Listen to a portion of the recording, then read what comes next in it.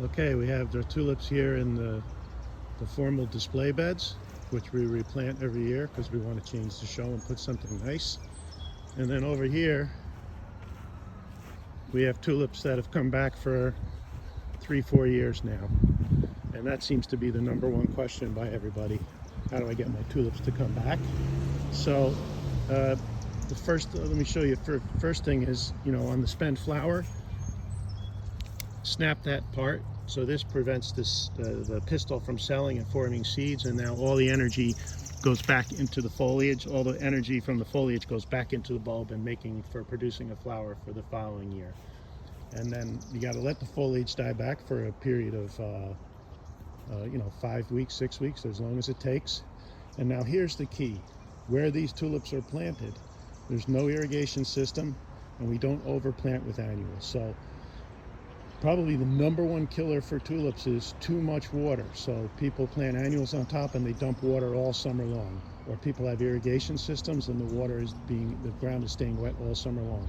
When bulbs are dormant, they like it dry, bone dry. So if you can remember that term, it's dry, dormant. If you want to get tulips to come back, plant it in areas that you don't irrigate and you don't overplant with annuals. And that should help you get tulips to come back for a few years. Again, there's never any guarantee. We'd also, suggest you look at varieties or selections that do tend to come back a little stronger than others. If you go to our website, Perennial Tulips, or Perennial Tulips, I think is the link.